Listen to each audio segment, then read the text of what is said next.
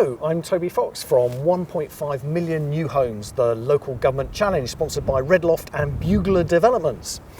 Now the government wants to build 1.5 million new homes, and the key delivery arm in that national ambition is local government, either as planning authority or as a joint venture partner or directly delivering homes themselves. So I'm here in Ealing to understand what works and what needs to change to enable councils to build more homes. And I'm here with Sarah Phillpot from Ealing Council. Yes. Sarah, we're at a successful housing development in Ealing to understand a bit about the ingredients for that success. Do you want to start by telling us where we are and what you're delivering here? Yes, so I'm Sarah Phillpot. I am one of 2 regeneration managers at Ealing, and we're on the South Acton estate.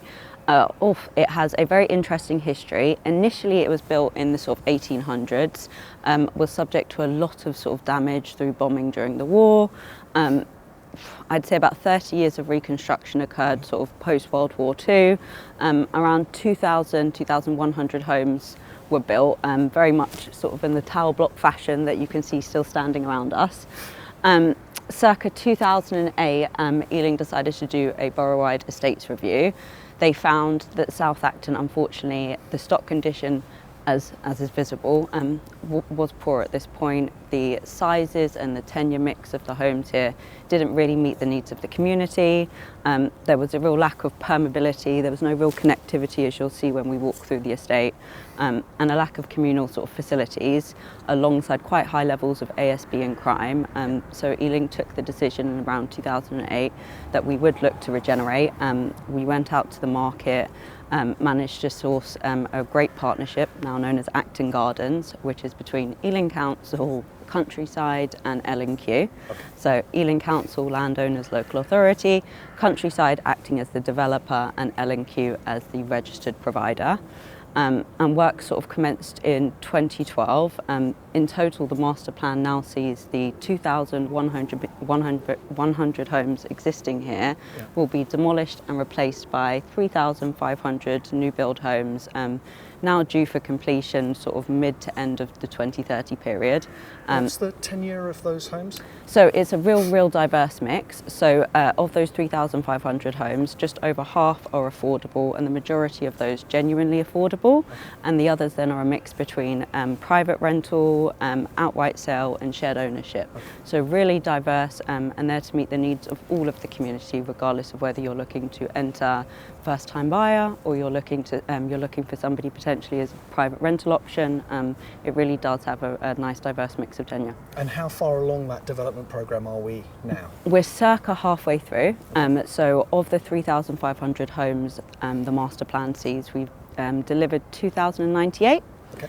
We have a very exciting event coming up. So on the 4th of December, we are doing the golden brick for what will be our 1,000th genuinely affordable home.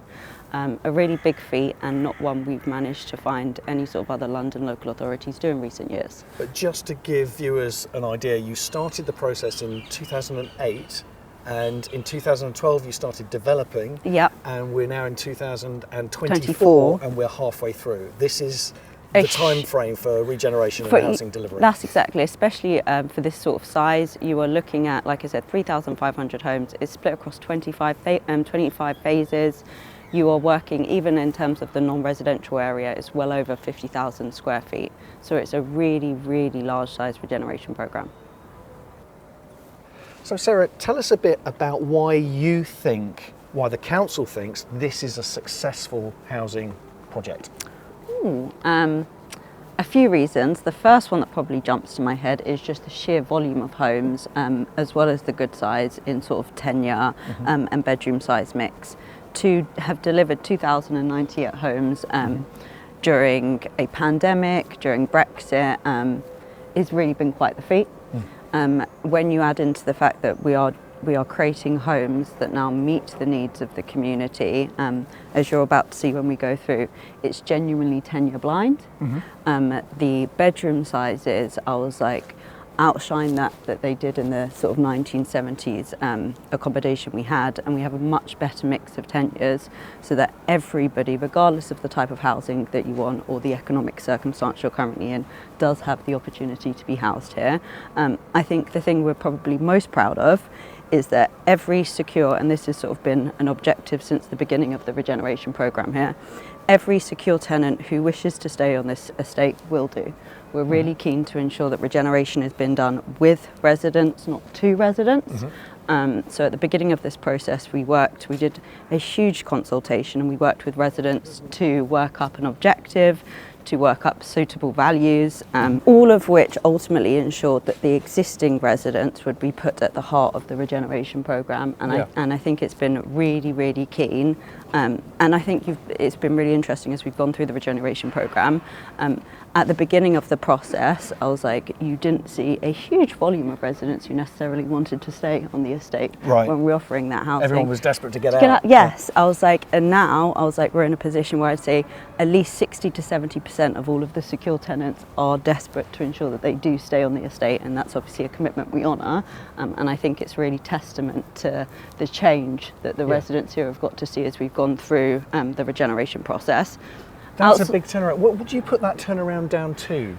Is that they've seen what's happening and they like it, or is that talking to them about what's going to happen? Or? I think it's not just, as we sort of talking about the volume of homes, I think it's been the genuine placemaking and galvanisation of community that's happened around that. So outside of the homes themselves, I was like, all 3,500 homes here are centred around their own unique neighbourhood. Somewhat like this, each of them is centred around either open green or an open park. All of the community now are easily connectable.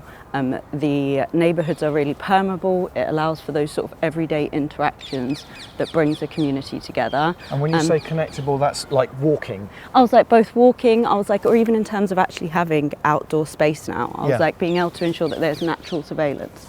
So I was like, if you want to sit out in the evening and I don't know, have a cup of tea like I'm doing right now on your balcony, I was like, you can do, as you watch the residents and your neighbours play out here. Outside of just that element of it, it's the idea of placemaking. So I was like, placemaking is, in my opinion, the notion that all residents should be able to access the services they need locally and with ease.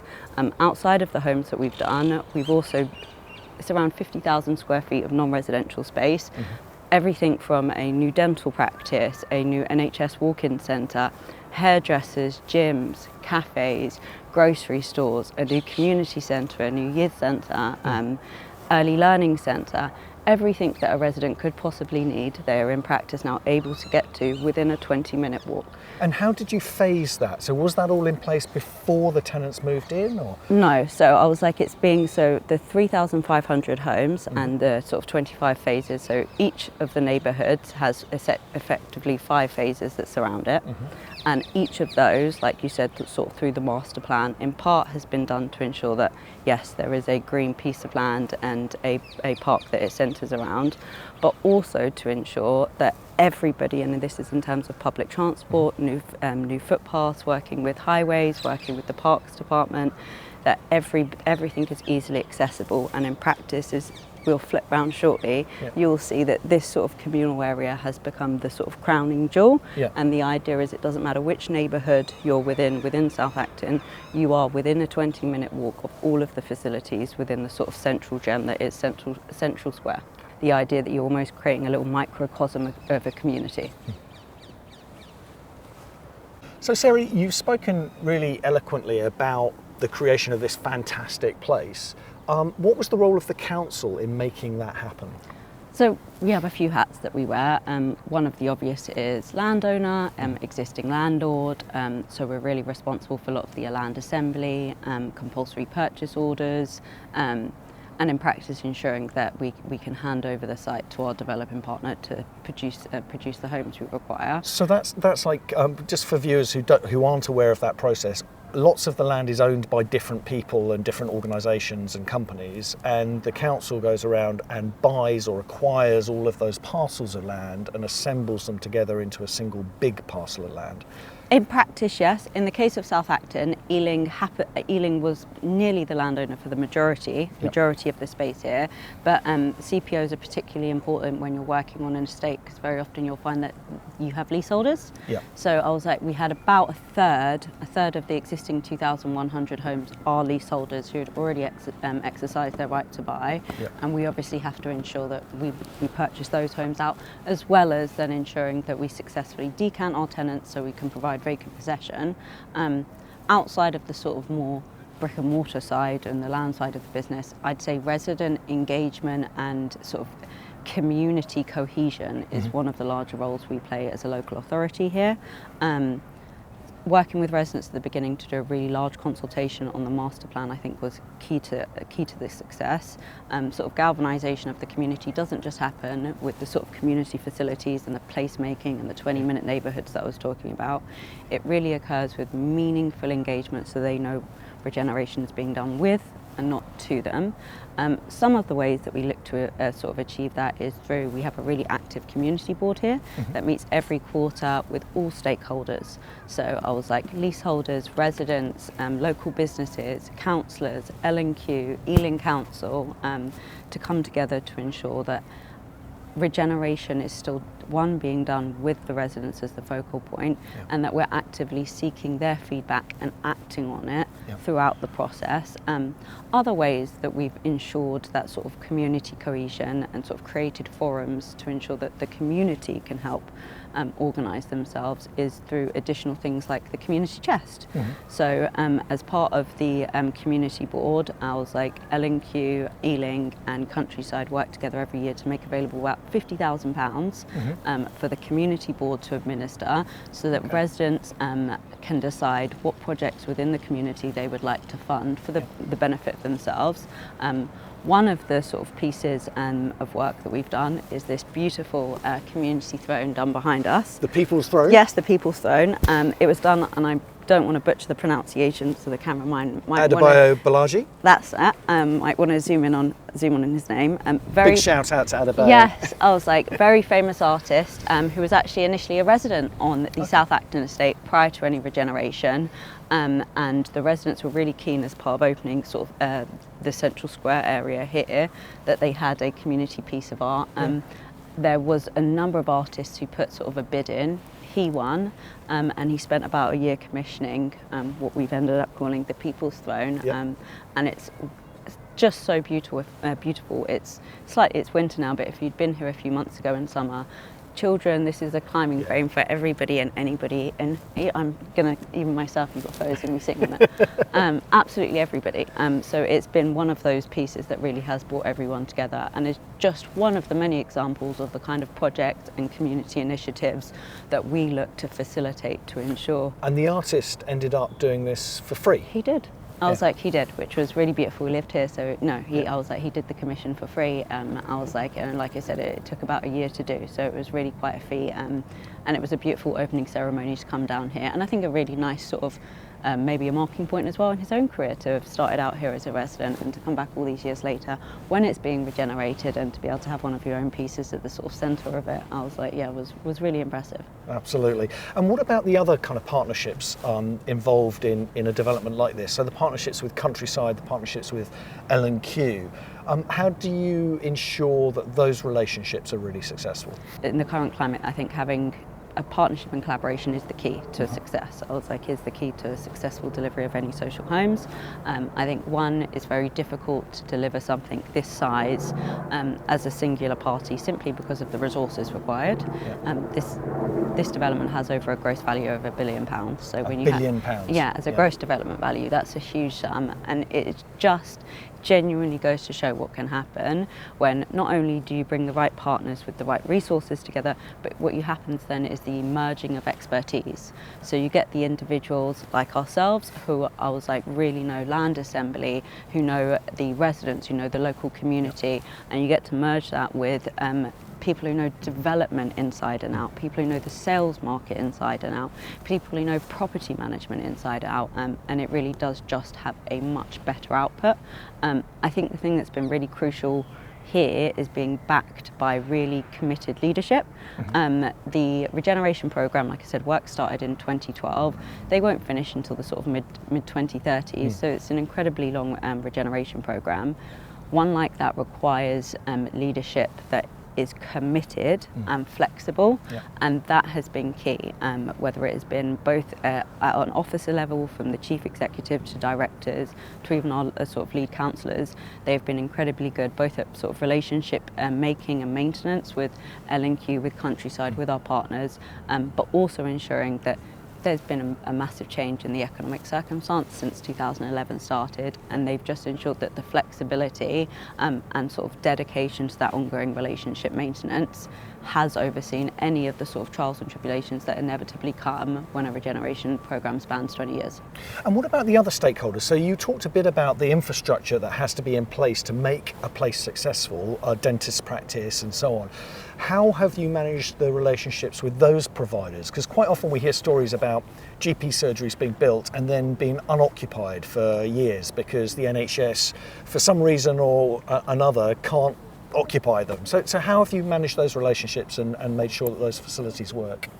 Really twofold, and again I think it's sort of testament to partnership. So the local authority has really tried to take the lead when it comes to, for example, working with your CCG, which is your sort of local board who will oversee the sort of GP dental placements and that's like that. Clinical commissioning group? That's correct. And outside of that, it's been Ealing working with L&Q and Countryside, one, to ensure that we get the right occupiers, I was like, for the units. So it's not just a matter of I was like letting the person who bids the most occupy. It's actually doing a full and thorough assessment of the individuals that you're bringing in to, one, make sure that they've got the right community values and that the products and services that they're trying to provide are ones that are wanted and desired and are affordable to the community, and that way you ensure the community's needs are being met, but also the businesses here are sustainable because you've done that piece, you've done that viability piece before they've moved in. So there's something about best value not being best financial value necessarily. Ultimately, I'd potentially say it still is best financial value, because sometimes this stuff becomes a real false economy. It becomes very difficult when they don't incorporate the sort of social value elements that pieces of work create. But no, I was like, I'd have to say, even in terms of financially, it's been really good. But from this year onwards, the community centre is now one that's self-sustaining. Would you have been able to deliver this great place without funding, without grant funding specifically? And what form did that funding take? No, so I think funding was really crucial for the success of the regeneration here, like it is, I'd imagine, for a large number of regeneration programmes. But it looks slightly different here because Ealing isn't in receipt of the grant funding directly. So as part of the partnership, L&Q as the registered providers, they in practice receive the grant. I was like, so Ealing they're the initial landowners. As part of the partnership, we do land assembly and we get vacant possession of all of the blocks and all of the homes. We hand them over to our developing partner Countryside. At that stage, we get our land assembly costs back. Once the homes are built, I was like, L&Q can claim the remainder of their grant funding from the GLA, and Ealing in turn gets nomination rights in perpetuity. Okay, so just to unpack that slightly, so L&Q is the registered provider. They get the grant funding from the Mayor of London, from the GLA, the Greater London Authority. And then you get nomination rights, which means you get to say who lives in the social housing. So it's all Ealing Council residents we get to nominate for the rest of the stock's life here. I was like, to go into the homes to ensure that I was like, the homes being built here are being housing Ealing Council's most vulnerable residents. Okay, and that's the kind of magic formula for successful housing development. Yes, I think it is. I was like, don't get me wrong, there are pros to maintaining the asset. There are pros to maintaining an asset. You get to control and benefit from the asset's value increasing over time. But in practice, to deliver a scheme of this size with a £1 billion sort of gross development value, I was like, a must there in practice. I was like, we give off the existing asset for nomination rights in the new assets, which almost double the number of units we initially had on the close. Perfect. Well, thank you very much indeed, Sarah. That's been a brilliant talk around a successful housing development and the ingredients for its success. Shall we go and enjoy the fruits of that success and have a coffee in your fantastic cafe? Yes. Perfect. So that wraps it up for this episode of 1.5 million new homes, the local government challenge, sponsored by Redloft and Bugler Developments. Next episode, we're going to be back looking at a development site that isn't working quite so well and trying to learn what needs to change to deliver more homes there. In the meantime, thank you very much indeed for viewing. If you like what you've seen, do click like or subscribe. Thank you.